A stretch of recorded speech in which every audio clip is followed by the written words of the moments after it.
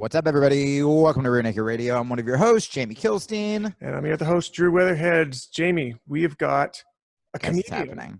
Not just one. We actually got two. We have a successful one, and we have a suicidal one. and it's your job, listeners, to figure out who's who. What if that's the whole interview? If it was just me being like, things have seemed to work out for you, Mr. Peters, and like throw a fucking bottle against the wall. Oh, look at Mr. Famous. I played by the rules and am globally recognized as a superstar. Sorry you're not in a studio apartment in Tucson, you piece of shit. Russ will be like, good to see you. I didn't realize you're alcoholic now. Yeah, bye. What's in that mug? We got Russell Peters, guys. What a cool get. By the way, you're probably like, oh, I bet Jamie got him on the show when they did a gig together at the Comedy Store. Nope, not that cool. Was too nervous. Drew slipped into his DMs. yeah, he was on Joe Rogan podcast a week before this recording, and I listened to him talk actually a lot about jiu-jitsu. I'm like, I bet you he would want to talk about jiu-jitsu to jiu-jitsu people. So apparently so. I didn't even know that he was on. I didn't know that we had Rogan's fucking goddamn sloppy seconds. Just throw another bottle. Where does he keep getting these bottles from? I remember when we did work together at the Comedy Store. It's like he has so many comics coming up to him, you know, and I forget how it started. I think Tripoli introduced us and introduced me as a jiu-jitsu guy, and he like lit up.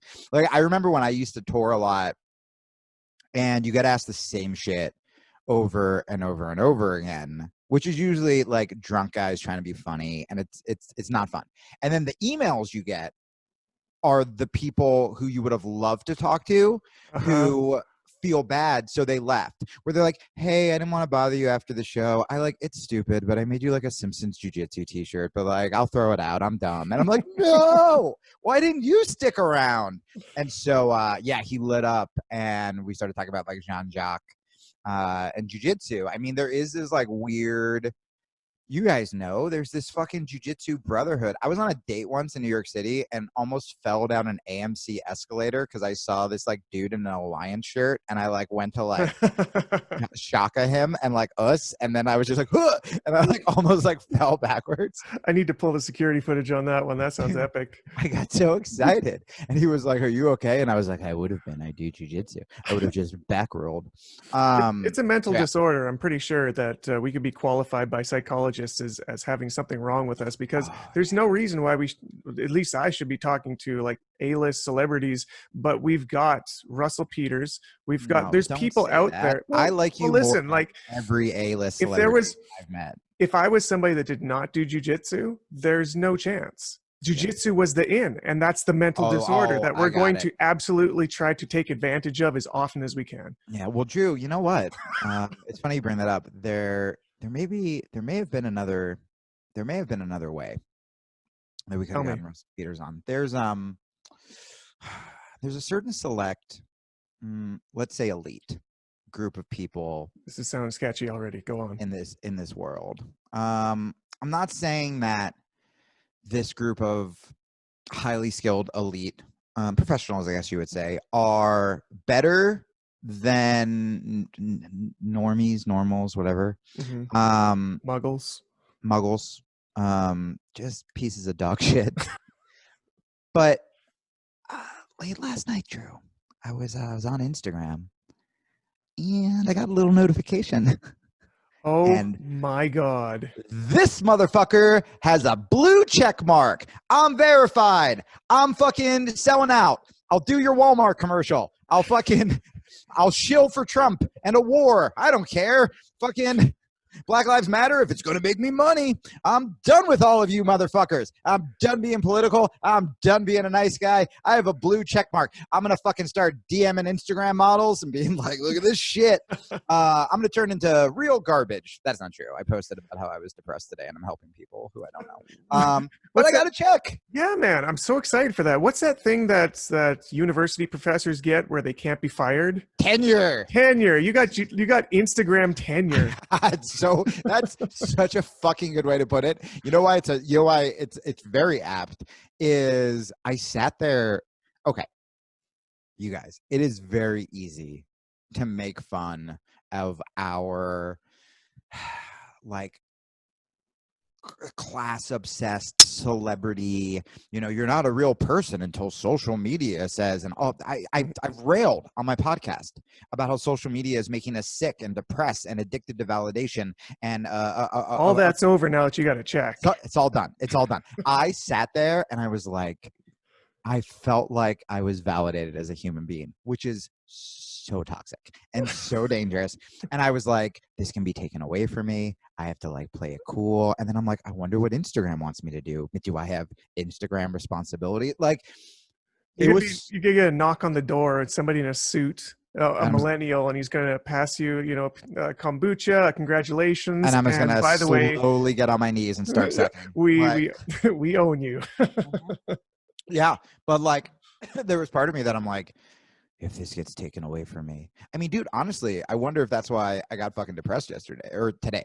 I was on like such a fucking high, and then I was just like sitting there this morning. And by the way, any like normal podcast would just be like, yeah, I got a blue check, pretty sweet. I'm telling you guys what actually happens. I'm like sitting there and I'm just like looking at my comments and I'm like, yeah. And then I'm like, what's going to happen now? And people are just following me now. Just like random people are just following me. Yeah, it'll happen, man. And I'm just like, you're all following me for the wrong reasons. Like, I'm okay with it, though. Yeah, it's like when Mr. Burns, like, get in, we'll take the spruce moose. Like, I feel like I'm becoming the, like. It's basically the Instagram version of getting your black belt. But the problem is when you get your black belt, you have a group of people that are excited for you that you can give a speech to. And Instagram, you're sitting behind your phone like, appreciate me. Dude, I got a blue check. I'm just refreshing. Like I posted a podcast video, not ours, like but my podcast, and I was just like, this isn't good enough. And then I like put my phone away, and then I got so depressed, and then I just wrote something about depression, and I'm like, well, this is Jamie with a blue check. I'm still fucking broken. I'm still a mess. Real talk though, you will help us get guests though. Like fucking Rose Namajunas responded to one of my jokes. That never happens. She didn't respond to anybody's. Oh, and I'm like, she's like one of my fucking. Well, now all the guests are on you now, bro. Yeah, well, that's the thing. We get to play the old double team. Yeah, that doesn't sound good. Back down on our knees. yeah, back down, everybody. Where you got the numbers and I got the check. Yeah, you just need the blackmail, and we got everybody. I thought you said like a black male, like a black guy, and I'm like, you know what? That really would round out this team. Just me, Drew, and a black guy. Oh man, that'd be a great hit all the bases. I'm shocked there's not a podcast called that. Me, Drew, and the black guy. He's like, guys, I have a name. Me, Drew, and the black guy. Couldn't be any more token if we tried. Oh boy. So very exciting, you guys. Yes. We just have so many more guests. Oh, I should say, Tim Elliott, who had like, again, one of the performances of the night at UFC yesterday, he won. At one point, he completely dislocated his finger, and he's yanking it back in while only throwing jabs. Oh my God. And he wins. This is in the co-main event. And I was like, I should like write him and see if he wants to come on the podcast, because he's an interesting guy where he has I also wrote Tulsi Gabbard again. I really want to get her. She liked one of my little statuses today, and I was like, oh. What, for your podcast or for this one? I think it would be cool for this one. Does she do jiu-jitsu? She is like friends with Alima. Maybe we can convince her to do jiu-jitsu. That would be the podcast. Bro, I think she trains. Like, I mean, she's like military tough, right? Yeah, she knows Alima. The thing she liked was something I liked on like fucking Angela Hill's. And Angela wants to do it too. But anyway, but Tim's so interesting. His bio is UFC, fired, UFC again. And I forgot about that. But I asked him, I go, hey man, you crushed it last night. Let me know if you still want a podcast. I'm sure you need some time to recover, but you know, we're here. And he goes, yes, it may be a day or two. Got a sore jaw and a sore face and head and leg. LOL. I was like, Word. This guy's he's a cool guy. That's So good. yeah, so that we Sounds still want Aaron and Christina. I want to talk about mental health. We got Fucking Sugar Sean maybe in the Sugar works. Sean, Bruce Leroy wrote me a while ago. Like we just have like a bazillion cool people on standby. We just keep getting other people. Like we didn't want to. Russell's one of those dudes who like once he goes on tour, it's over. So we had to lock that in. Oh my God, I'm going, bro. I didn't tell you this. No, tell me this. Update from last week, Tim Kennedy. I'm going to one of his training camps. Oh, good. Yeah, Like, you said you wanted to do that. He set it up. You're going to shoot a gun and grow a chest hair. That's how that works. I'm going to shoot a gun. I'm going to be a man. I'm going to learn all about like fucking, I'm so excited. If you come back and your voice is lower, I won't be surprised. I almost spit out my coffee. That was so funny. What if I was like,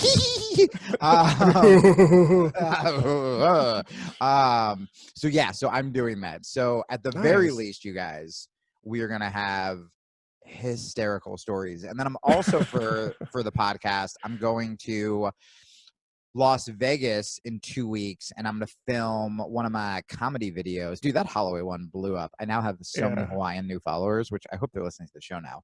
Aloha.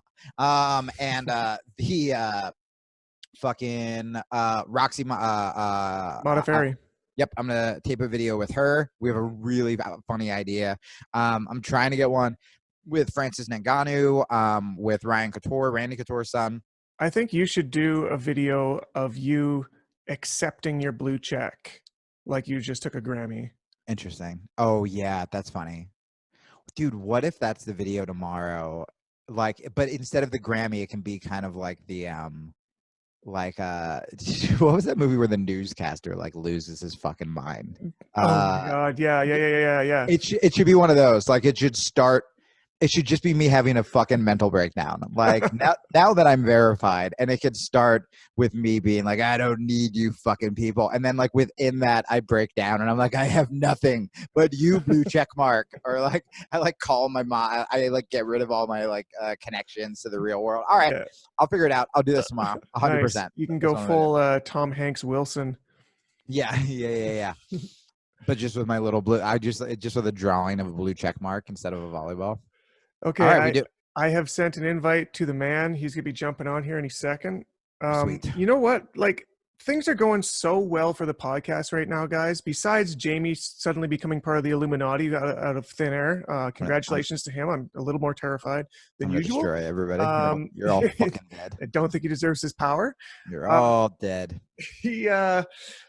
When we first started, one of my goals, and you can hear this back on one of the first podcasts, was to get people that were in the jiu-jitsu sphere but weren't like jiu-jitsu players. You know what I mean? Like there are people from other venues they were famous for, whether they're reporters or journalists or actors or comedians, but they had a blue belt or they train with somebody, regularly, and get that crossover look to, really. Let's just say this. We're not going to fucking charge you $50 a month to listen to the very uncharismatic and possibly racist Gordon Ryan attempt to do a podcast. Wait, who would do that? Nobody would do that. You're taking it way too far. That's hyperbole. Like Drew's right. That was our goal before we started this. We're like, I don't want another goddamn show where we're just sucking up to the same fucking people and having repeat guests on talk about the same bullshit. Like we want a show that explores like the personalities behind jiu-jitsu and the kind of people that would do jiu-jitsu, from world famous fucking comedians. I mean, Russell has played stadiums around the world. The stadiums that he plays around the world, the ones in like India and like places that most comedians don't go, and he sells out like stadiums. It's insane. I mean, the TV show I did with him was probably the smallest audience he played. It was like this like little theater in Amsterdam for Showtime, I think. I mean, he's just such a fucking superstar. And I also wonder, this could be something interesting to ask him. Like, I wonder if jiu-jitsu does help kind of keep him, I'm gonna write this down if we have time, keep him grounded with the fame. Yes, that's true. That's something that I think is, I mean, it's healthy for anybody who's got a position of power to have it checked a little bit from time to time, just to let to have a them remind them they're human. to have a blue check, to have a blue check Motherfucker. that gives you a position of power like me. You won't let it go. You I'm know what? better than you. You know how I hang my black belt in the background here, just to let everybody know you're gonna have I'm like a gonna blue check on the wall behind you. I'm gonna have that piece of shit guy who's making you a mural, not me. Just make just a giant blue check with like an angel halo above it. You're gonna have like the new nickname, Jamie Verified Kilstein. That'll be my fight name. What a fucking piece of shit. I had, and I won't say a name here, a fighter tell me if I wanted to pick up girls, go to a bar, because I'm verified on like Twitter and Facebook, but Instagram is the hard one. Instagram is the one everybody wants. I'm pretty sure you've already said on this podcast who the fighter is. Did I talk about this already? I think you have. Okay. I don't think we're friends anymore, so I can't tell this story. I could. It was funny when we were friends. Yeah. Okay. Dig it back up, guys. You have to do your own archaeology on that. No, Michael just get mad at me. My brothers are mad at me for my other podcast. Oh yeah, you guys you should listen to my other podcast. It's called A Fuck Up's Guide to Self-Help, and we talk a lot more about fucked up stuff. And also by Drew's Reverse Kimura series. Those are my plugs. I'm just like slowly getting everybody in my life mad at me. This week, here's another plug.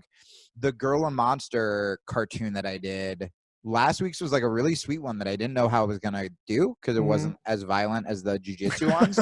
And everyone was like showing it to their kids and are just like, this is so important for girls. But we have a tournament one coming up that is so violent. Drew, you're the ref. My God, we made you the ref. We made it your thing, and then we have a special coach as well that you will recognize. Hilarious! I can't wait. Along with Girl and Monster. So yeah, you can check those out on my verified Instagram at the Jamie Kilstein.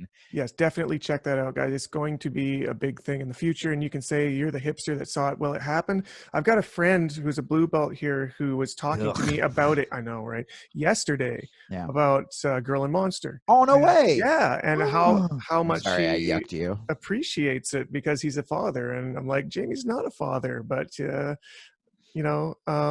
there's a correlation there. So you're touching hearts. Well, it also, I mean, I'm writing it because I think it's good for little girls to be like, hey, you don't just have to be a fucking yes man. Like you can be fucking tough and you can have dreams and stuff like that. But it's also very much one of my friends is a suicide girl, and she commented, she's like, I can hear your voice during this rant because I wrote this one about, this expectation about like, don't worry, one day you'll have a boyfriend or a soulmate or a partner or whatever. And she goes on this whole rant about like, fuck that, bro. Like, I just want to like adventure and like all this stuff.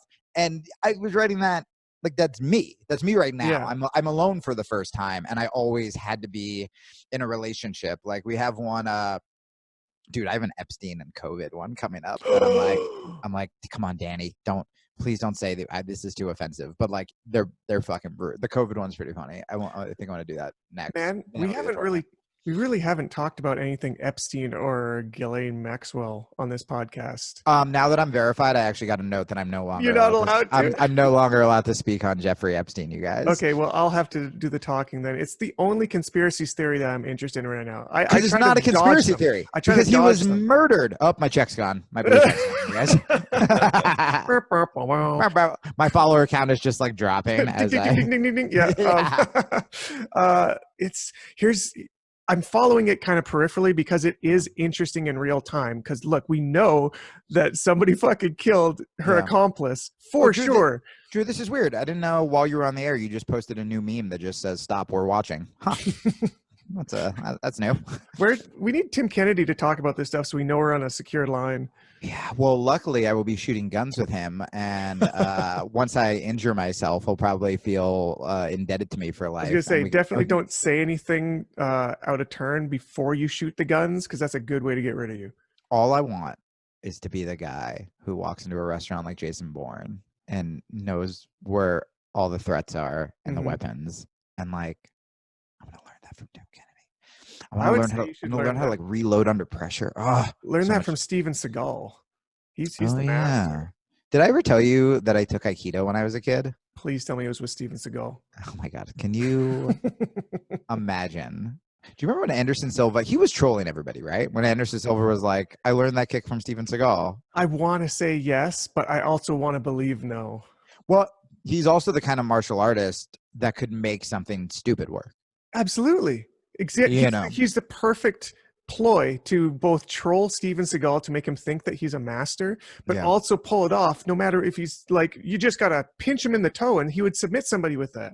Yeah, that's true. I was at that fight when he knocked out Vitor. Yeah, oh my God. Rogan got me there. Dude, I saw back when like Rogan was like setting me up with like UFC tickets and stuff when I just didn't have a life. Mm-hmm. I saw Jones win the belt from Shogun. I saw Diaz BJ. I saw Anderson. I mean, I saw some of the most iconic. Yeah, those are historic. I never saw Ronda.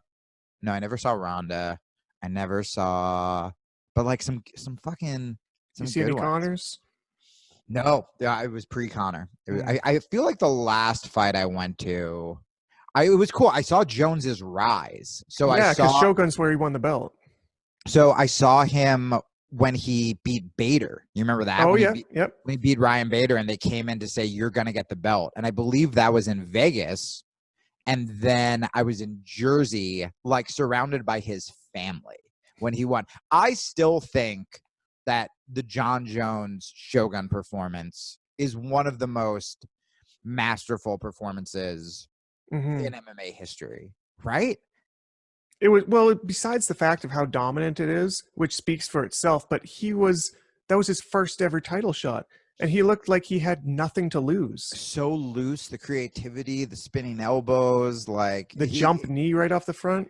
It's interesting with him and Jose Aldo, like something happens where, I mean, you know, Jones has obviously had a lot of issues, but you watch, and maybe it's just they get older, but you watch like Aldo's old fights, Jones's old fights, and it does seem like a much safer style, which ironically kind of puts them into more danger.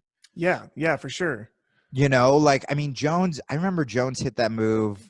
He taught it. I went to this like seminar with him once on Bader, where, you know, when the guy's kind of like turtled and you're facing him and you jump over and turn around and like you kind of like jump into like a saddle, like you jump into a back take, but you like spin around in the air.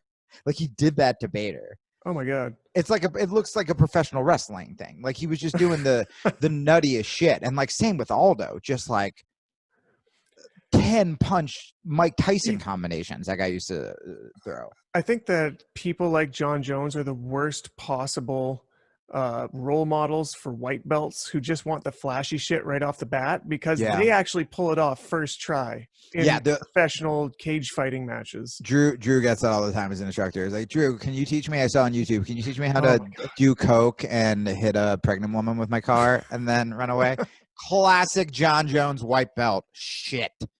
Yeah, that's what it takes to be a champ nowadays. I'm going to message Russell again. Do you want to take a quick pee break and come back for the interview? Cool. Let's do it. All right.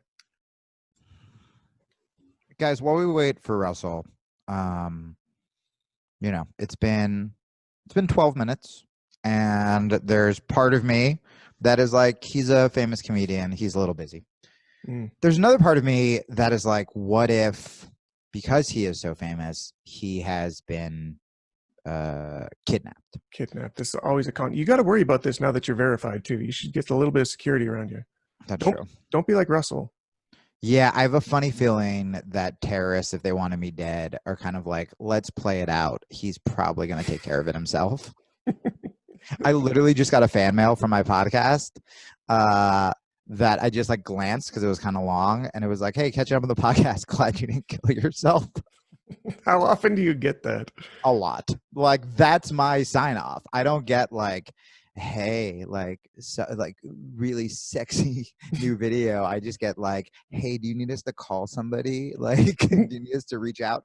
And so, but if, let's say hypothetically, if Russell Peters, while waiting to do our podcast, was murdered, because to be honest, that's the only decent reason to be late for fucking, it's me and Drew. I'm verified. I'm verified, and Drew makes memes. Who the fuck is going to be late for us? So if he's dead, I don't know. I mean, I only met him twice, but I'm gonna want to avenge him. Sure.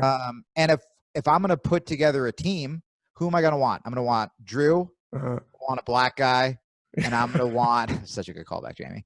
And I'm gonna want fucking Jocko. I'm gonna want fucking Jocko. I'm gonna want Jocko. I'm gonna want Jocko fueled up on his fucking energy drink. I'm Oh gonna my want God. Jocko fueled up on his fucking protein powder. Holy shit. I want Jocko wearing his fucking gi. Why not? I'm gonna want Jocko wearing his boots. And if you want to look like a little Jocko, kind of crazy because you're wearing a gi out in the street and you probably have protein powder all over your face, whatever.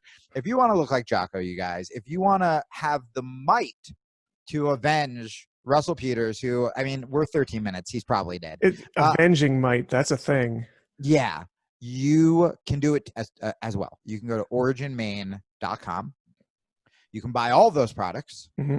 That'll make you All mighty. guaranteed. That'll make you strong. Avenging. Yep. They're might. vengeance might guaranteed. Yes, 100%. And you also get a discount. And you get to support this podcast, which you love. And let's be honest. I mean, how many of you would have killed yourself over quarantine if it wasn't for me and Drew? Most of you. Me too. I literally told Drew yesterday, I was like, hey, man, like every once in a while, I'll drop these on Drew. We'll just be having like a casual conversation. We're doing bits about being verified. And then I'll just drop, hey, man, by the way, like no big deal or whatever. But like, thanks for being my friend because I would have killed myself without you. And that's like a lot of pressure that I'm throwing on you that I'm realizing now. I'm like, oh, this will be a sweet thing. I should tell Drew what an important role he plays in my life. But now it's like, how normalized has this become in your life that that's a sweet thing? That's the problem. That's the problem. The problem is I'm putting some pressure on you because, like, let's say you miss a text from me. You're like, well, fucking, did I blow it? Is that it? Now I have to go avenge Jamie? So hey, I got this feeling that I've been listening to some podcasts recently about the nuclear problem. Sam Harris has been doing a bunch on like nuclear disarmament, and talking about how the president gets followed around by a guy that has the quote unquote football, right? Which has the launch codes for all the nucular warheads in the U.S. I know about that from 24 with Kiefer Sutherland. That's right. That's where everybody knows about. I think that's where they came up with the idea, actually. Reverse engineered it into the Constitution. So real talk. So I loved 24 before I knew that all of my liberal friends ruin everything that's fun on television. It was a great show. It was the same plot every single season, but it was great. Bro, I rewatched like all the seasons last year. But where they were right, because they're like, it normalizes torture and blah, blah, blah. And I'm like, shut up. It's fun. I would laugh every time Jack Bauer tortured people. But then there were actual members of Congress that cited Jack Bauer. No, they didn't. I swear to God. And they would call it like the ticking time bomb situation. They were like, we have to do, I mean, this was dude, I think it was going on during like Abu Ghraib, like during some like not fun stuff. This is all psyops. They're normalizing it in the American mind.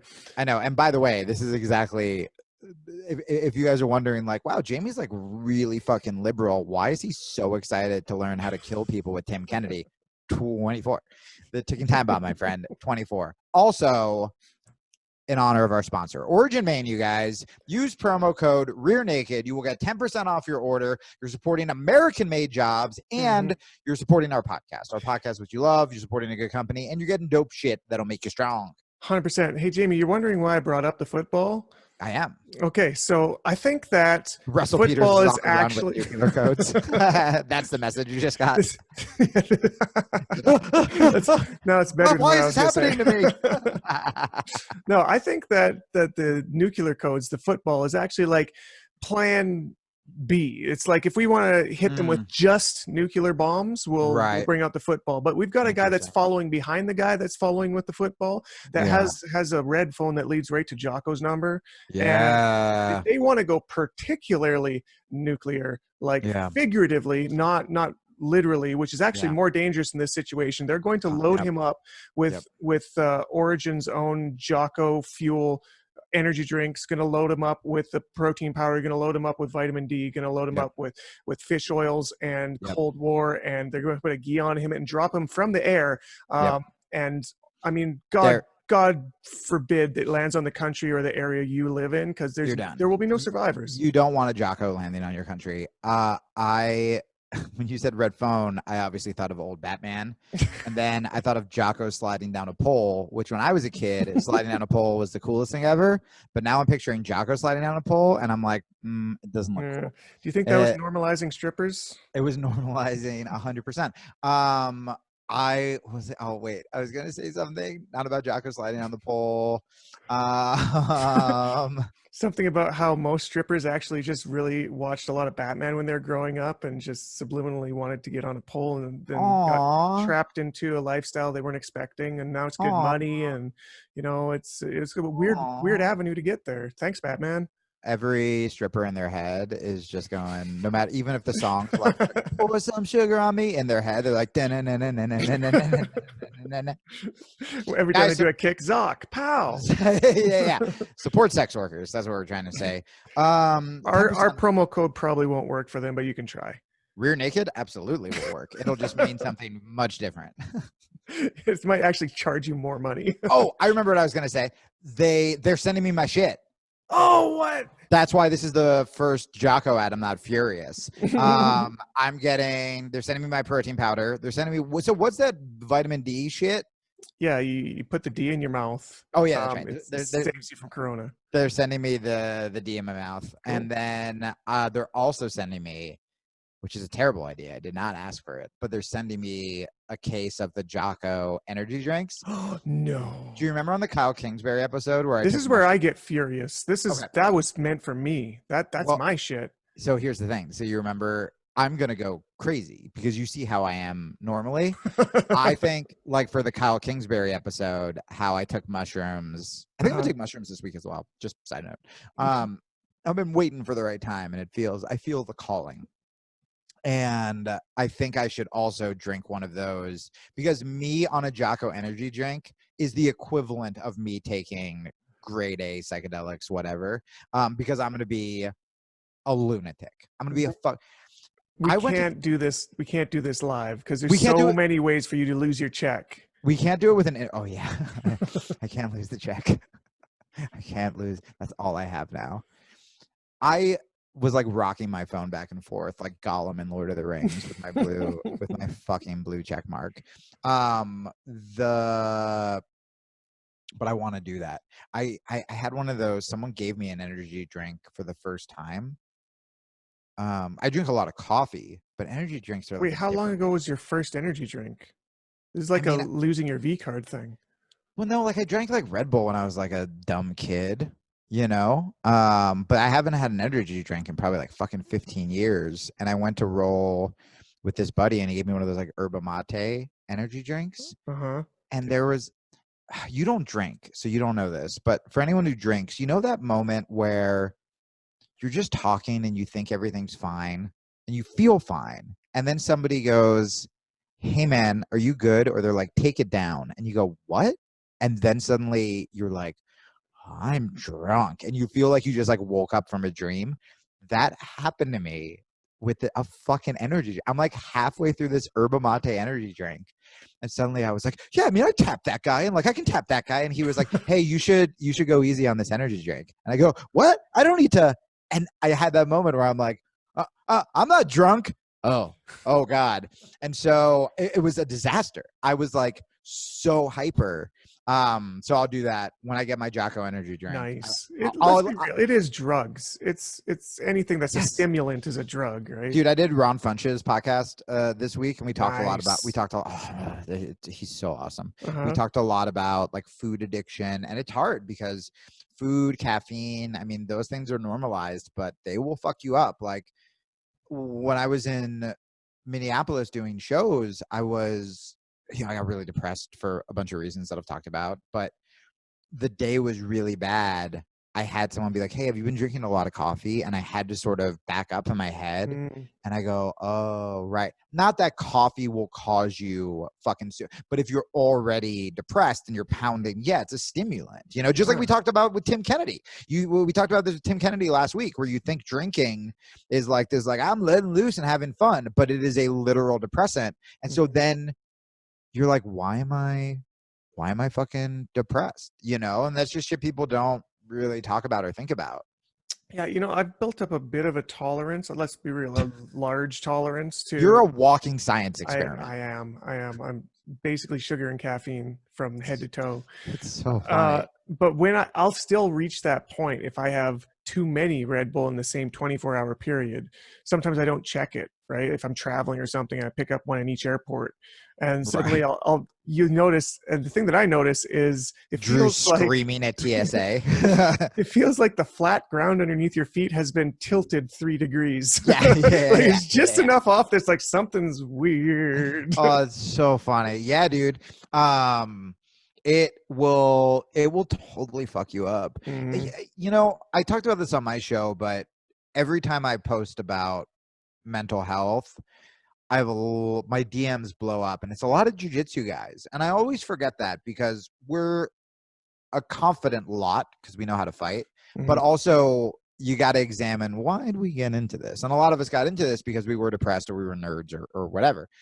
Side note, you being filled with candy and sugar and just being like skinny and tall and in shape, I am waiting for just one day with no notice where you're just like, welcome to the podcast, and you're just like this huge, it's like, what, it all caught up to you in like a week.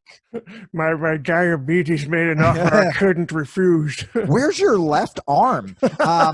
So with depression and stuff, I feel like it's very important to say this on all of my podcasts, where oftentimes the things that will help you the most, you are silently rebelling against when you're depressed. When you are depressed, you don't, like, I had to write Drew and be like, hey man, I'm gonna be on time, but like I'm going for a run. And I like left my phone here because I woke up depressed today, and the first thing I was like, I don't want to fucking meditate, I don't want to fucking work. Then I got into like an argument with someone, and so I was like, well, I guess I don't have time to work out. And it's one of those things where it's like, those are the times when it's the most important, but we're trained to be like, oh, I'm depressed, so I'm gonna binge Netflix, or I'm depressed, so I'm gonna drink, or I'm depressed, so I'm gonna order a pizza, because you think that's treating yourself and it'll be fun. But then once you crash from the sugar, the alcohol, the dopamine, whatever, you're actually in a fucking worse spot than you were in the first place. Does that make sense? Oh yeah, definitely. Think we've all been there to a certain extent, right? Yeah. Yeah. Yeah. If you're watching the YouTube, you're probably watching me furiously pound on my phone as Russell has not only woken up, but we may need to reschedule the actual podcast portion of that That's all right. interview, which is fine. He's a Canadian, so he's profusely apologizing. Do we have to But avenge? Do we have to avenge we him? might have to avenge him. Look, we have to gather up a little bit of sponsor money. No, we get to revenge him. If he Revenge? died, we got to avenge him. But because he wronged Drew, we get to get Jocko, find a black guy, and murder Russell Peters.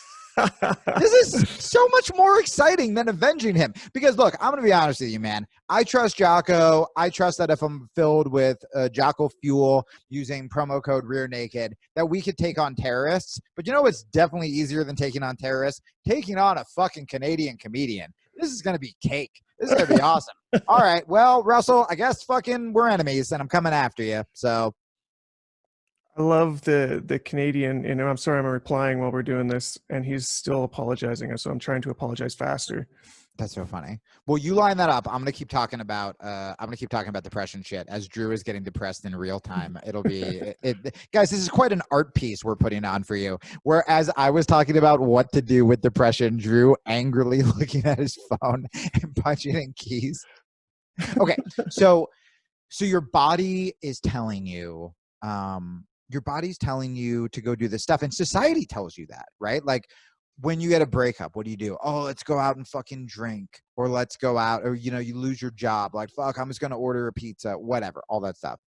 But I promise you, it makes shit so much worse. And there were so many days, today included, that I could have gone from fucking depressed to suicidal. Like I wasn't good earlier, and I literally just went for a fucking hour run. And by the way, Drew, the run was horrible. Oh. halfway through the run, so I put on suntan lotion because it's like 110 degrees, but I did that spray, which just feels like I'm spraying poison on my face. And it starts dripping in my eye.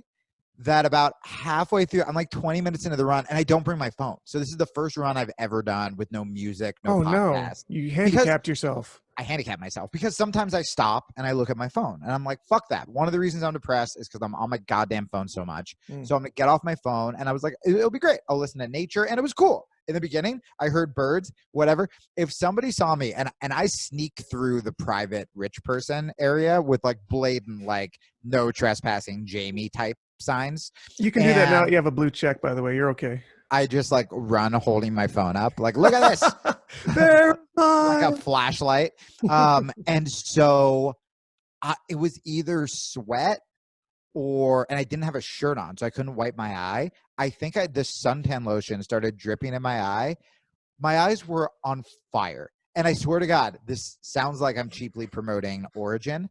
I kept saying good. I kept hearing Jocko's voice and just saying, wow, they got you. I'm going to finish this fucking run. And so what I would have to do is I would have to look 20 feet ahead of me.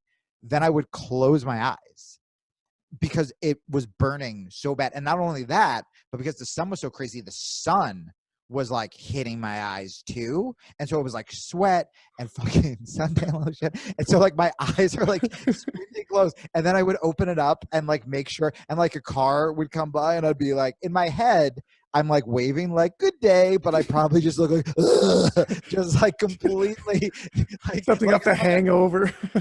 yeah. Like I just came out of the woods and was released from a hostage scenario, and I'm trying to flag down help, and Subarus are just curving around me, covering their children's eyes. Like, don't look at the scary man, Margaret. And like, so don't look at me. Get out of here. And so don't tell my wife. And so then I would have to go. I was like, I should walk. But I was like, no, good. I was like, I was so fucking depressed. I made myself run. And I could do this thing where I could go, oh, I went to run. I went to do the healthy thing. And now I'm fucking blind. I've blinded myself. So I'm just going to turn around. And I was like, no. And then I thought of fucking Tim Kennedy. I thought of Tim Kennedy like falling like on his like neck to save his baby. And I was just like, be a fucking man. So then I had to start. I would run. I would close like my left eye for a certain amount of time until my right eye started burning so profusely that I would switch. And so I ran all the way home, get to my phone. Drew's like, we're going to jump on early, right? And I was like, ugh. And so like I left in the shower. My eyes are on fucking fire. They're on fire. I'm falling asleep because I'm depressed and panicking. So I made coffee and like threw the pot in the freezer. So because I'm like, if I drank hot coffee, I would be a fucking mess. Yeah, you wouldn't want that. Yeah, and I made it on time, Russell. That's what I'm trying to say. That's where that bit was going. Hey, Jamie, real quick. Made it. Real quick, how many fingers am I holding up? 23. Right okay. Can you imagine if we get, when we get Jocko on the podcast later in the future and you tell him the story and you're expecting him to be like, wow, you really took my analogies and you really showed what a man you are. And he's actually like, dude, just stop and wipe your eyes, for fuck's sake. He's disgusted with me. I was going to say he'd be disgusted because I'm like, Jocko, I used good when I got suntan lotion in my eyes. And he's like, I used good when I was carrying my dead friend back from the Iraq War. And I'm like, oh, no. Literally hopscotching over RPGs. Dude, I actually am really excited to get him on the show but I want to wait. I think I will be very nervous because that dude did change. Look, there's a lot of problems with some podcasts, right? Like some comedy podcasts get into conspiracy shit and have it, whatever. But like, man, they've also done a lot of good. Like, introducing people like, I mean, fucking Rogan's the one who got Rogan and Tim Ferriss got Jocko to get a podcast. And like, for me, and I know we got a bunch of lefties who listen to the show now as well. You call them Southpaws? A lot of Southpaws, a lot of progressive Southpaws. That is actually really cool. Yeah, we got a lot of progressive Southpaws. Make them sound more lethal. You know, when I grew up, I'm really glad I grew up reading what I read and reading about social justice and, but Noam Chomsky was never like, get the fuck up. Noam Chomsky was like, we're doomed and I'm old. And I've interviewed Noam Chomsky several times, but the hearing people like Jocko, I feel like was the first time in my life that I had really strong like male role models who were just tough. But what I love about Jocko is he also seems very caring, because there's fake tough. And I think we get this in jiu-jitsu gyms. There's a lot of the jiu-jitsu guys, coaches, who think they're Jocko when they're really just being disengaged, mean asshole coaches. And they're like, I'm tough. Like, call me by my name. Jesus. Yeah. Go that far. Yeah, Drew's just eating pixie sticks, calling people pussies. But you know what I mean? Like, there are those guys who think that just being a fucking asshole makes them like a tough coach. And a lot of times those guys are just insecure. Whereas like my best coach was Marcelo Garcia, who's the nicest guy in the world. He'll be hard on you. But he's the nicest guy in the fucking universe. He's not going to go on a comedy podcast and hang his black belt in the background just to flex. That's true.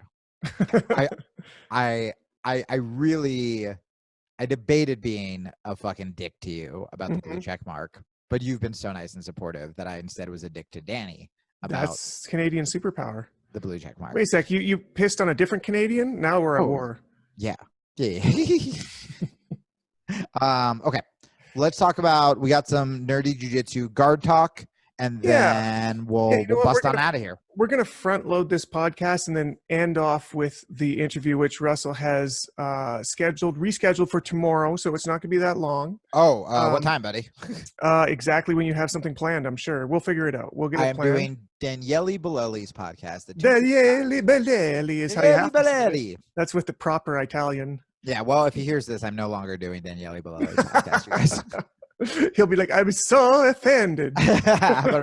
Russell, I didn't know we were going to have him on the same episode. I threatened to kill him. So there's that. Exactly. Good. Look at me burning all these bridges. Hey, real quick though, real talk. What time are you with Danielle? 2:45. Oh, okay. We're good. Okay, great. We're good. Cool. Well, let me know tomorrow. Right, 3 a.m. Should we do the guard talk? Yeah. Okay, so guys, I put something up on my stories today that was asking a pretty straightforward question that I thought would be one-sided, but wasn't. I'm so sorry I didn't see it. I only look at verified accounts. Motherfucker. If the question is, would you find more interesting, or would you prefer to learn about guard retention or guard passing? I expected it to be more one-sided, but it's almost straight down the middle on that one. So let me push it to you, since you didn't realize that this question was out there because you can't see bullshit accounts that don't have blue checks anymore. Well, to be fair, I stopped following just because you were a meme. Oh my God. So I actually did see it. I saw it yesterday, and I immediately said guard retention. Oh, interesting, because I thought you would choose the other one. Yes, and I assume you thought most people would choose the other one. Guard retention is really not talked about as much as it should be. No. There are a lot of passing series out there. There are a lot of overrated passing series out there, as Drew and I were talking about off the air. Also, my passing is fucking sick as shit. Right, which is why I thought that would be what you're like. People need to learn passing because I'm a passer. No. I'm like, fucking, I'm good. I pass like fucking Marcelo. Y'all are on your own. I'm fine. Yeah, I'm A-okay. But like, but guard retention really is, I feel like, underutilized. I mean, I probably have 2 little guard retention moves. Oh like, my God. I don't really Granby. I do the. Are they both guillotine? Yeah. I mean, I just do the like push up. Foot on the opposite hip, kick away, and like I try to stand. Like I don't play bottom a lot. Like I'm kicking you away, or I'm like straight arming you, and I'm trying to stand up. That I always thought, like, guard retention is also, it's such a fucking beautiful aspect of the game.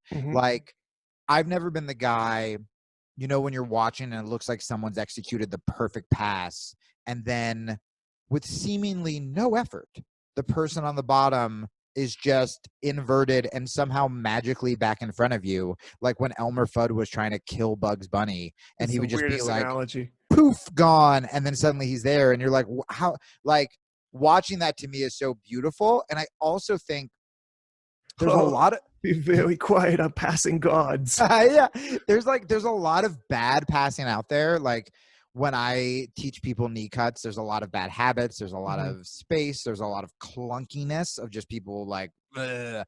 So in a weird way though, I feel like if people, when you're retaining guard, you kind of do have to be a little more relaxed.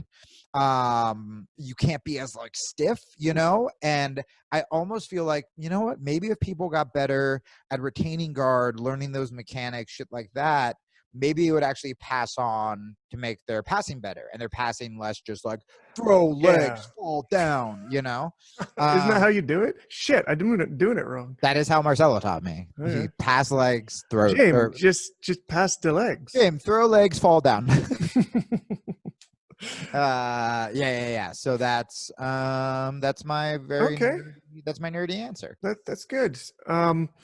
So the reason why I asked this is because I'm going to be doing series on both, and I'm just trying to figure out which one to drop first, which one is more interesting. And I think that this is my take on both, because I think they're both understood, or at least misunderstood in a way, because Agreed. People, and myself included, for a very long time, learn jiu-jitsu as a set of moves. And so if it didn't work for you, it's because you didn't know the counter. And if you don't have the counter at the time, you're never going to have the counter.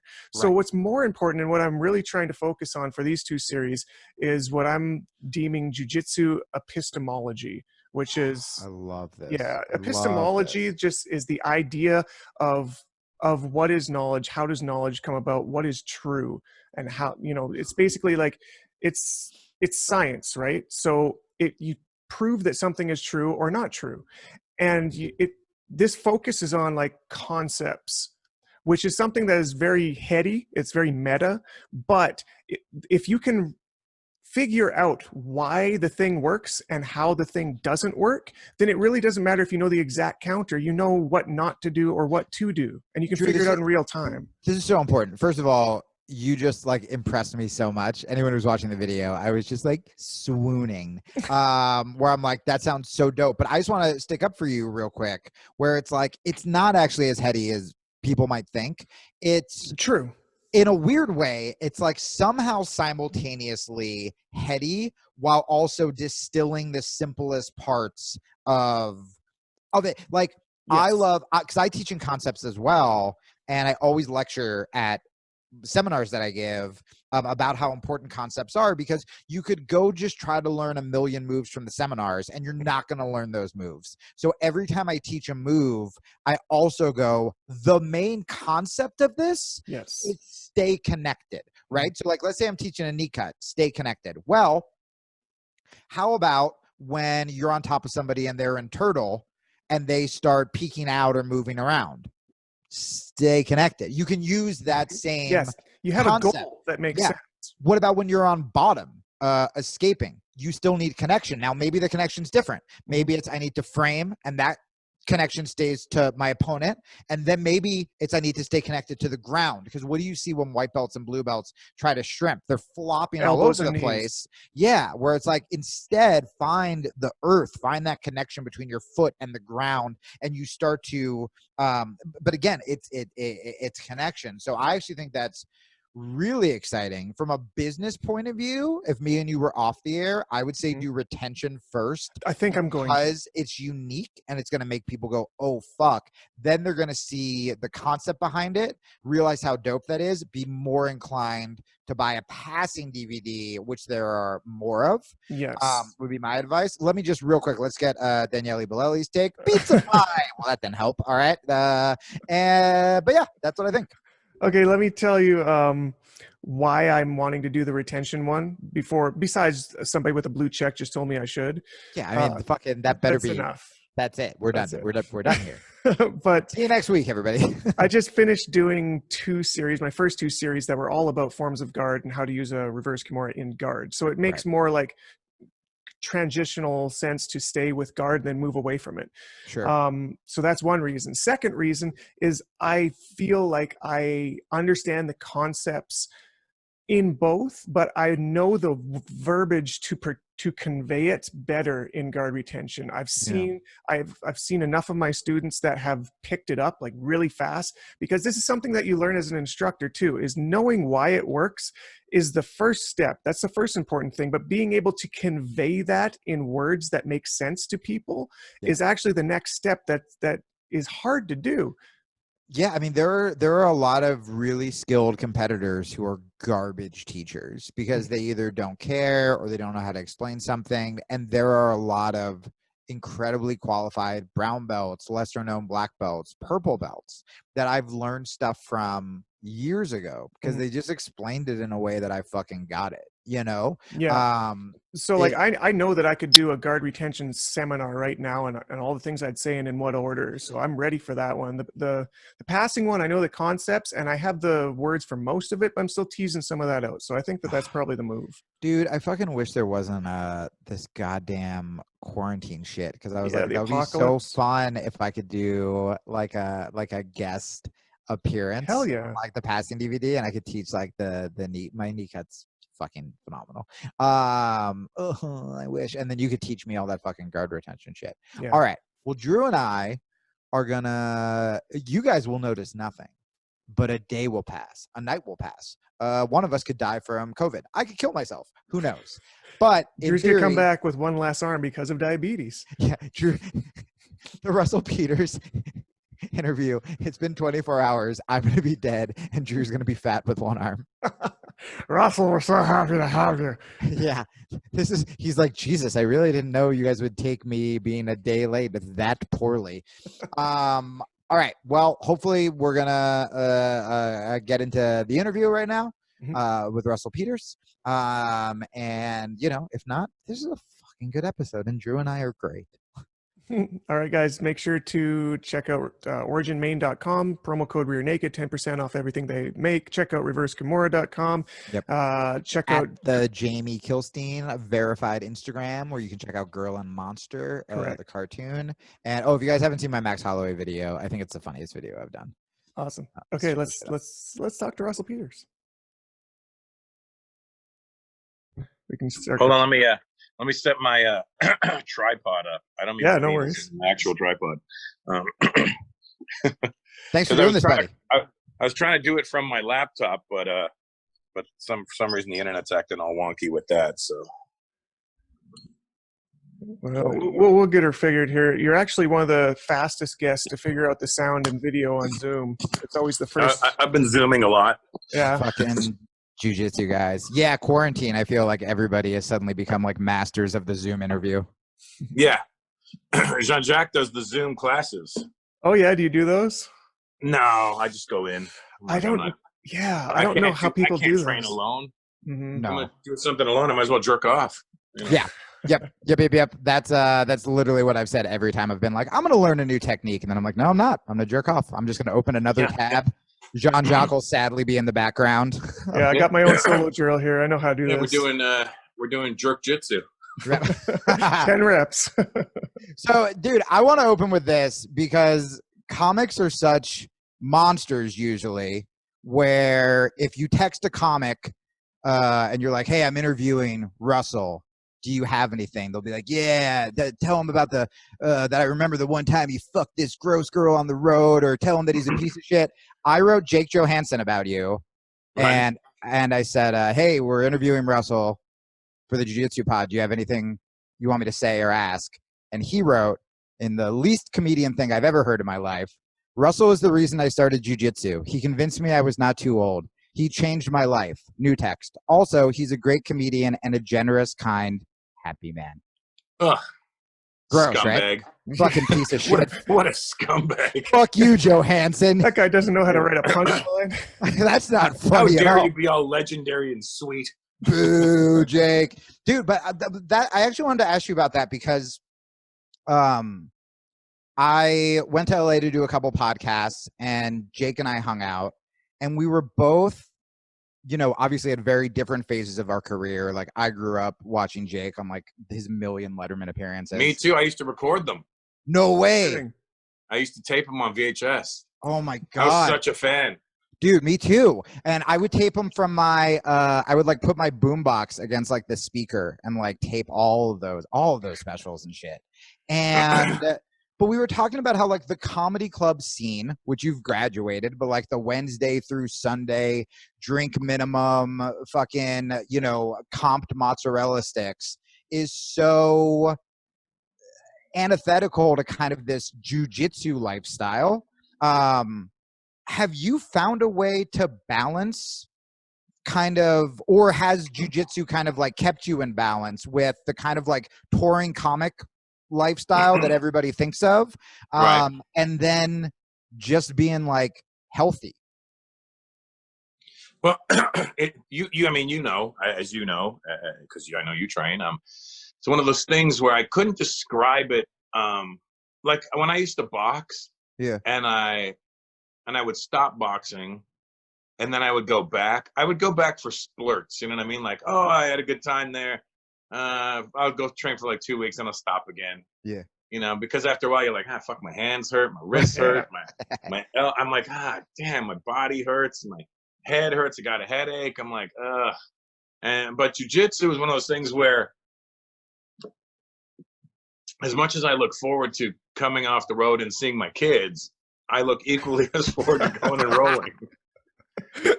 Yeah, I love that I didn't actually relate to that, but I have kids and do now. I feel like a shit father. Well, you know, I get it. Yeah. I was actually wanting to ask you a question about boxing as opposed to jiu-jitsu, because I know that you have trained boxing. You trained it before you started jiu-jitsu, yeah? I started 85 to like 94. Holy Okay. shit. Okay, so you're a lethal weapon already. No, I'm actually not that good, but I just loved it. You know what Too I many mean? breaks. You just Well, this is my thing, is I never took any striking that was outside of an MMA class, because that was the only reason I wanted to even learn how to strike, is so that I could get in there and grapple people, learn how to dodge a Right. punch so I could grab them. But I have a lot of respect for people that do boxing, because like you're saying, you walk away with a lot of headaches and a lot of like legitimate problematic injuries. So I got a broken nose still. yeah, sure. That makes a lot of sense. Like you get hit there a lot. As opposed to jiu-jitsu, how do you find I guess you kind of already answered this, is that the training difference, like, I mean, it's harder to keep up? No, I mean, you still get your aches and pains from jiu-jitsu. Don't get it Oh, yeah. twisted. I mean, literally, you actually will get it twisted. But you know what I find my aches and pains are? I'm like training and I feel great, and then I get dressed, and as I'm walking back to the car, I'm like, fuck. Yep. That's when you start limping, going, God, my knee, my hip, my knee, my butt, my ankle, my wrist, my elbow, my neck.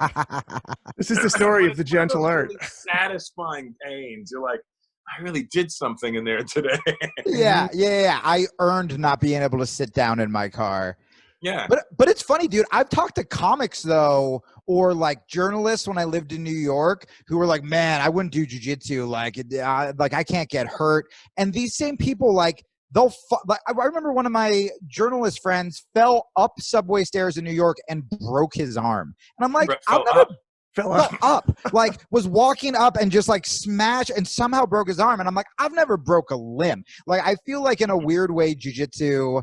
Like, it's true. I don't know if I've told this story, but I remember, so I came up under Marcelo Garcia wrestle, and I remember I asked him when I was a white belt, I was like, how do I avoid injury? Like, should I lift weights? And he goes, no, train jiu-jitsu. And I go, no, I know that, but like, should I do cardio? Like, what should I do? And he goes, no, train jiu-jitsu. And this went on like a terrible Abbott and Costello bit for a long time.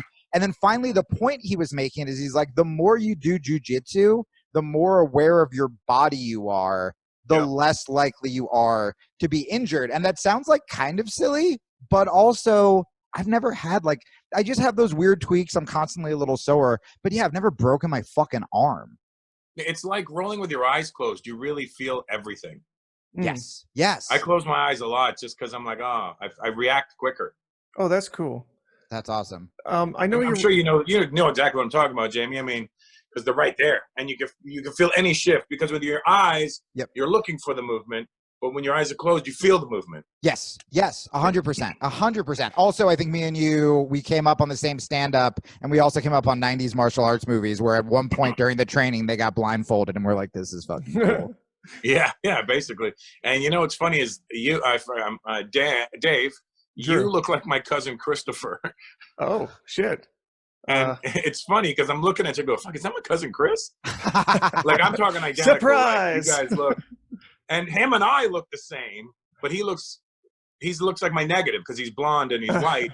Right. But his dad and my mom are first cousins. You know what I mean? But he's also, my cousin Christopher is England. He's a black belt under Hodger Gracie. Oh, no shit. Yeah. That's amazing. Well, I mean, we are both Canadians, so there's a very small gene pool compared to the Americas. So. Well, no, he's in England though, but same. I'm gonna literally send you the picture of me and him. You're gonna bug out. Absolutely, I can't wait. So I have a kind of like, this may be a heady question. No, I don't think it is. What you said about rolling with your eyes closed was really interesting, and I kind of want to draw a comparison to your stand-up. So me and you have only met briefly twice. Once at the Comedy Store, kind of recently, and then there was a where we had the same jiu-jitsu trauma bonding, where we were kind of like blah blah blah comedy, who gives a shit, and then somebody said you both do jiu-jitsu, and then you started telling me about how Jacques beat you up, and like we bonded. Oh yeah. But the first time I worked with you, and I don't know if you remember this, I don't even remember what the TV show was called. But there was a TV show in Amsterdam. I was hosting it. Yes, it was for Showtime. So I was on, and I think I fucking tanked. I had to follow fucking Hannibal.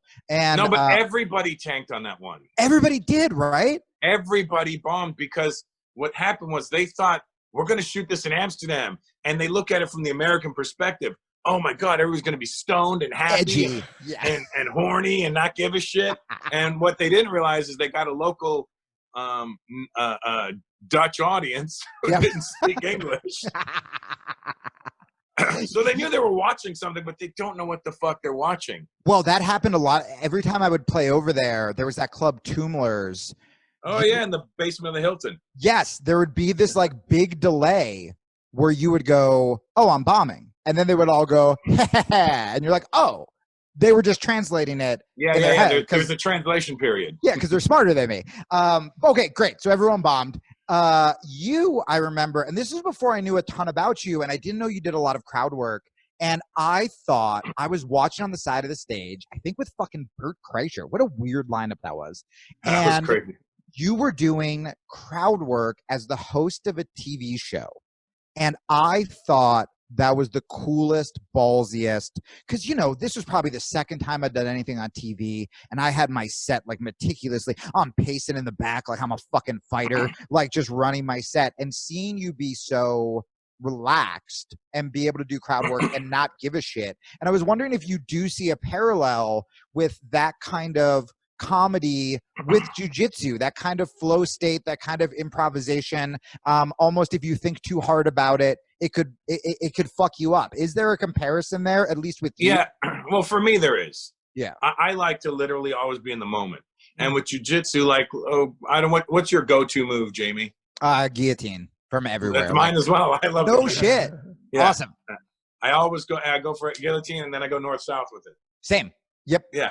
Yep. I'll mount with it. I'll pass with it. So I'll go to knee cut or long step, and instead of like a grip, when I backstep, I'll grab the guillotine almost like the grip. Yep. And so you hold the chin, right? I hold the chin. It's the best. Yep. So they either roll into it, or you can just step over and mount. I finish from mount a lot, but that's like 100% my go-to. Yeah. I'm setting up the super fight. Yeah, this is so we're doing Polaris. I think I outweigh him by 100 pounds. Okay, Jamie, rip to Jamie. I'm still setting it up. And he could still. What belt do you, Jamie? Brown belt. Oh, there you go. Yeah, Jamie would take me easy. Yeah, but this is how I get famous. My comedy career, it's done. Like this is all I got, Russell. Take the fucking fight. So yeah, it's the same, but it's the same. Like, okay, so you know that your go-to is a guillotine, right? So you're gonna be like, all right, I'm gonna go in. You might even go into the gym like, you know what? I'm gonna get everybody with a guillotine today. Yeah. But then there's the one guy who sees that you're trying to get everybody with a guillotine, and he's gonna defend it. Mm-hmm. And he's going to know exactly what you're going to do, and he's going to go around it and cancel everything you're trying to do. That's like having an act, and now all of a sudden the crowd's not with you, Now you got to go into crowd work and get them back. So you're going to have to improvise at that point. Right. Okay, I'm trying for this guillotine, but you know what? Looks like it's going to be a key lock or an arm bar or maybe a in arm or something. You got to go with something else now. Or you trick them into thinking you're going for those other things, and then you get back to your guillotine. Yep. Yeah. The thick neck guy is the equivalent of a Dutch audience. Yeah. There's a guy in my gym, Dexter, who I roll with. He's a purple belt, and guy's got no neck, and I'm always like, I can't get around this guy. Face crank him, and he's asking for it anatomically. That is true.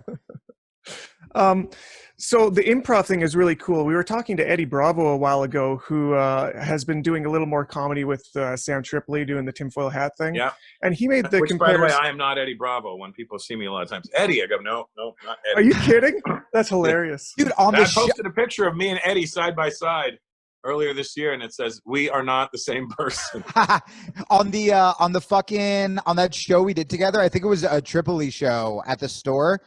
Tripoli gave me this huge jiu-jitsu introduction, and I hear the audience rumbling, thinking it's Eddie Bravo. Hilarious. No one knows me. No one knows I'm going to do jiu-jitsu. I'm about to disappoint everybody. All right, sorry, Joe. Yeah, Eddie was making a comparison because he does a lot of teaching. And anybody who teaches jiu-jitsu will start to understand that it's a lot about the verbs. Like the way you portray it through your mouth will make it easier for people to take it in through their ears. And he was under the suspicion that the better he got at teaching, the better he would get at comedy. And he's like, this is a theory I want to test. And he said that it'd been a while since he'd done comedy before he came back with Sam to do the tinfoil hat thing. And he said that he felt more comfortable after years of teaching. So I think that there's an interesting correlation both verbally as well as maybe, like you're saying, with the improv. Right. Well, for teaching, I mean, you have to talk to the class. Mm-hmm. So you really are just speaking, you know? Yeah. So I don't know why somebody would call me while I'm Zooming, but sorry. No, good. Somebody phone me while I'm Zooming. I'm like, bastards. Assholes.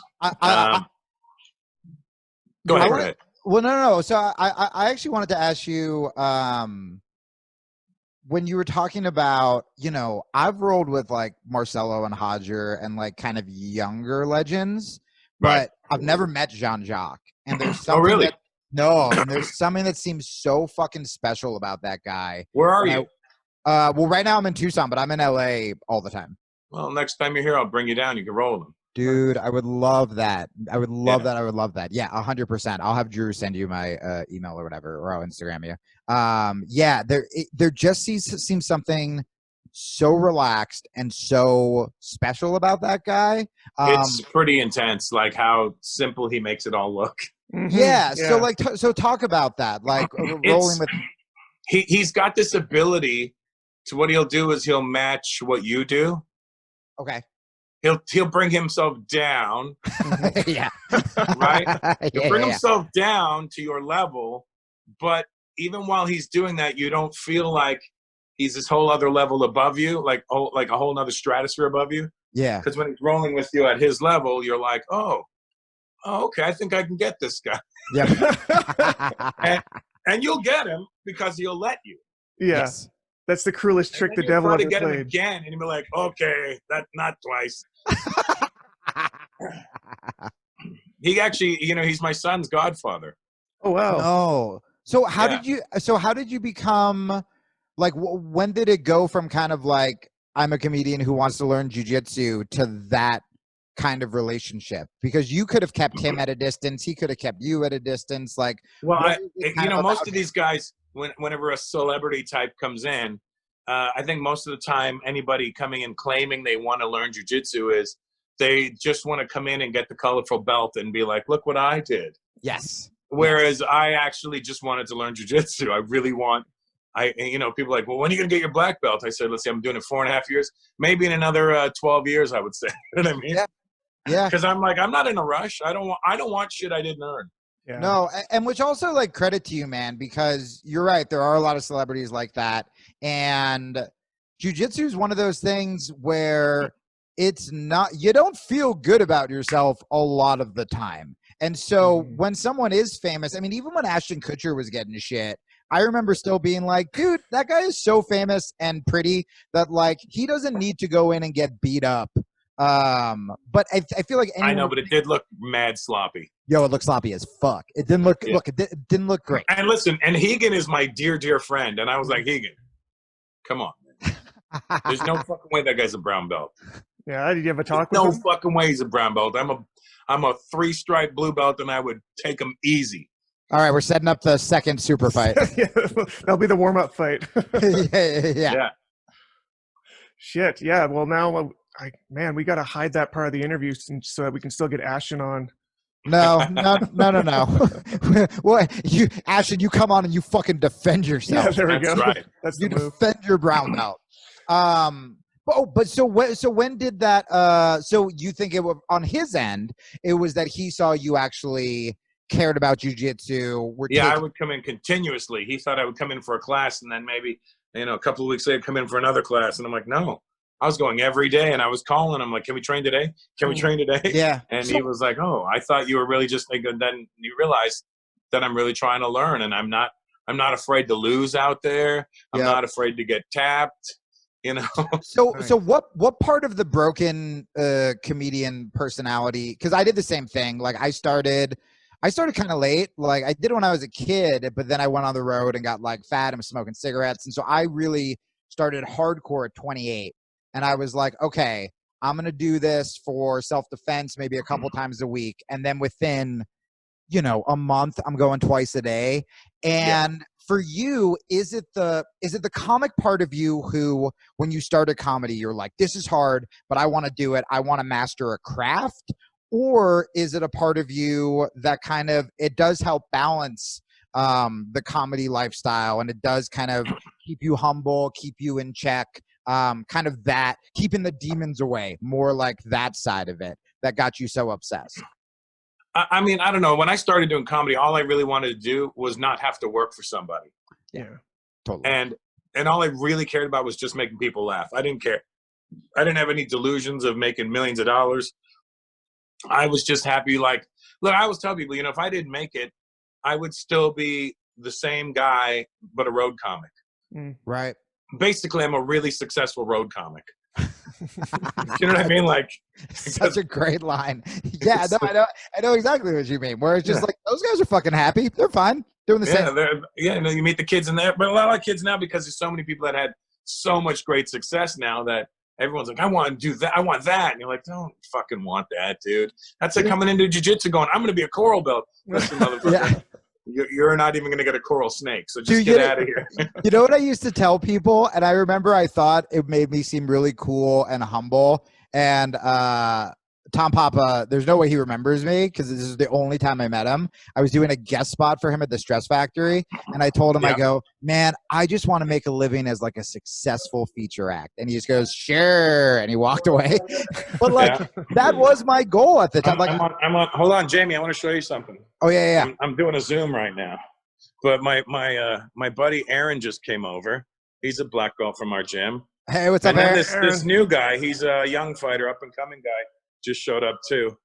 Holy shit. Chuck Liddel. For people listening to the audio, you're going to have to go to YouTube to see Chuck Liddel. Just pop it on. How you guys doing? Chuck, if you have any questions for me about technique or about boxing, now is your chance to ask. Thank you. I'll get back to you on that. I get out of here. Okay, great. It's on the back for you guys. I just thought that was interesting that I was doing this, and then they came in the house. Perfect timing. I was going to ask you. You want to put it in here or outside, wherever you want? Yeah, go right there. Perfect. Since LA is like COVID central again, I was going to say, like, how are you getting your training in? And now I can see that Chuck Liddel comes over to kick ass every now and again. Yeah, literally Chuck's training in my house today. Wait, I was like, the weirdest part about that isn't that Chuck Liddel walked into your house, is that he walked into your house and you're not going, like, you're like separate from you. Like, he's just like hanging out downstairs while you're doing this shit. He lives on my street. Oh, shit. There you go. Yeah, he lives on my street, and his kids and my daughter are like this. Nice. That is and him and I are really adorable. good friends, obviously, as well. But, and because he wanted to get back into jiu-jitsu, I was like, yeah, well, come by. Oh, that's dope. Because I have some mats here, and then my buddy Aaron, who's a black belt at our gym, he's going to roll with them today. Nice. Oh my god! Dude, have you done any striking with him? Like just like light fucking around or asked him anything? No, he's asked me to come by the house and hit the bags and stuff, but I fucked up my finger. Oh yeah. Yep. Ironically, swollen, the fuck you you can see. finger. Yeah, that's for you, Jake Johansson, you piece of No. shit. I jammed it when I went to post one day. I was getting swept. I went to post and I jammed it. You know when a basketball hits your finger like that? Dude, That's the thing. literally both of my middle fingers are the same way. They got pushed sideways, and they're never been the same. Yeah, and still fucking hurts like almost a month later now. Mm-hmm. Yeah. Yeah. Sorry. Here's some bad news. Mine was like 6 months ago. So. Oh wow! And the guys from Monkey Tape sent me a bunch of Monkey Tape after cool. they heard me on Rogan. Nice. That's great. That's fucking great. Yeah, We talked about it. They're like, "Hey, here's some Monkey Tape." That's awesome. I know I don't want to keep you too long because you got to kick Chuck's ass, and you've been super generous with your Let me time. tell you something. He's fucking lucky I'm busy right now. yeah. That's the only reason you're doing this interview with us. You're just dodging Chuck Liddell. That's right. It's the Iceman versus the Rice Man. Shit. I know. Third super fight. Yeah, oh my God. There's the main event. I'll have the soup, thank you. I did listen to you on Joe's last week, and you had some fucking hilarious stories from JJM. And I was wondering if there was like any other story that came to your mind that you didn't get to say on. Oh, you know what I didn't mention? I'll tell you a funny story. Okay, so this is when I was a white belt. Okay. This is about 4 years ago, three and a half years ago, I would say. I rolled with Jacques for an hour, and the class was going on. And at the beginning of the class, Jacques was like, "Hey, we have a very special guy in the room today," and I'm thinking, "Oh, he's going to give me a shout out." A very special guest in class today, former Strikeforce heavyweight champion, former Pride heavyweight champion. And then I got smart ass and went, former Gay Pride heavyweight champion. And they go, former UFC heavyweight champion. I'm like, and it goes, and they go, Rico Rodriguez. And Rico stands up, and I'm like, oh shit. And then Rico's looking at me because I made the joke. And we knew each other from before, but I'm like, oh shit. Right? I go, just kidding, by the way. Right? So I roll with Jacques for the hour. And then JJ goes, hey, you want to try somebody else? I go, yeah, sure. He goes, Rico, come in. I'm like, oh, fuck. So, leg kicks live in this one. You're like, no, I support your alternate lifestyle. I'm still a white belt. I don't think I even have any stripes yet. Oh, no. Uh-oh. And so he goes, okay. I go, okay, great. So all I did was pull guard, right? I grabbed his gi, pull down. Yep. And I just try to hold him, and he just stands up. He stands up.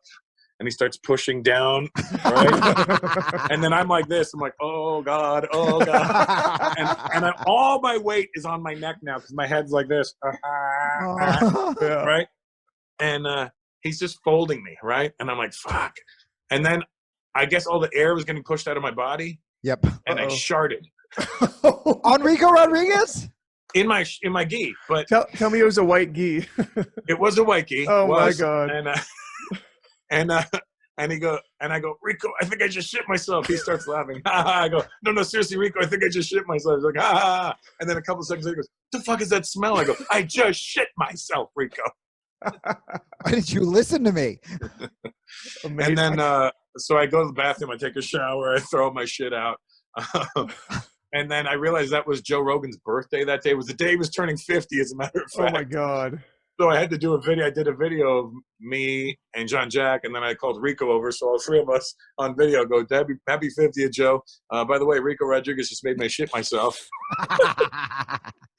It's the greatest birthday gift anyone could ask for. I know, right? Fuck something you could buy. That was literally the best possible story. I'm so glad that you saved that. The phone angles showed what a professional you are. Never had somebody. I have it on a tripod, so I was using it. It was fucking masterful. Well, listen, man. Anytime you want to come on and hey, just DM me and I'll give you my number. Yeah, fuck yeah. I'll write you on I just got verified on Instagram, so I'll shoot you a DM. Yeah, I'll DM you, and honestly, like, I got a fucking car, and so I'll come up to LA whenever I got shit going on. I like buddy, driving up there. If I'd known you were in Arizona, I was there last week. No. I was at Stand Up Live in Phoenix. Oh, no shit. Yeah, I was. Friday and Saturday. All right. Yeah. Well, now I definitely got to come to LA. But I drove back. I left Phoenix at 12:15 a.m. and I got back at 4:15 a.m. Oh God. What the fuck happened? I have a fast car. Oh, I thought you meant 4:15. I was just in the other way. Yeah, that's insane. It takes me, because I stop for a lot of snacks, it takes me like 9 hours to drive to LA from fucking here. You know, I put the radar detector on and then I just went. Oh, Damn. Yeah. Smooth. Well, for the fans, look how far you've come from sharding all over Rico Rodriguez to speeding down the highway back to Los Angeles with Chuck Liddell. I'm proud of you. Thanks, right. Jamie. I appreciate that. Of course, buddy. Well, yeah, so I'll DM you now. And, dude, thank you. Honestly, like, you're always welcome on the show. And I just want to say, I mean, first of all, I love Jake Johansson with all of my heart. But, like, hearing what – and I've heard a bunch of stories like this. But, like, hearing what you do for fucking friends and, like, getting someone like that, like, into jiu-jitsu. And Jake and I are literally, like, maybe we stop doing comedy clubs and we start doing, like, jiu-jitsu seminar comedy show. Like – you like sincerely changed that guy's life, and it's so cool how much you fucking love jiu-jitsu. And yeah, man, we were thrilled to have you. Well, thank you guys. Thanks. You know, it's you got to pay it forward, the jiu-jitsu. I was telling people, you can never be too old to do it. Look at Ed O'Neill's a black belt. Hell yeah. That's so great. He's been a black belt for a long fucking time.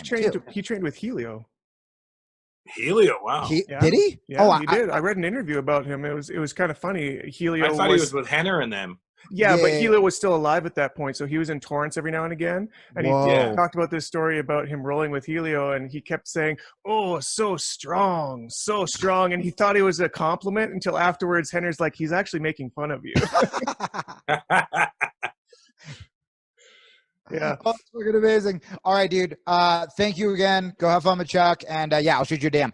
And my eyes are bad. I just realized Drew's name was Drew and not Dave. Oh, we were all too nervous to correct you. I was way too Canadian. No, because I don't have my glasses on, so I saw the D, and then it looked like an E at the end. I'm like, oh, that must be Dave. Because the W, right? It was the W, and it looked. If you don't have your glasses on, it looks like a. I take it as a compliment. And listen, I will, Dave and John, I love both of you. This is where the trash talk starts for the super fight. He called me fucking John. Wrong fucking name, asshole. All right, brother. Well, I'm gonna fucking plan this LA trip. Absolutely. All right, talk soon, man. Pleasure. Thank you. See you, bro. See ya.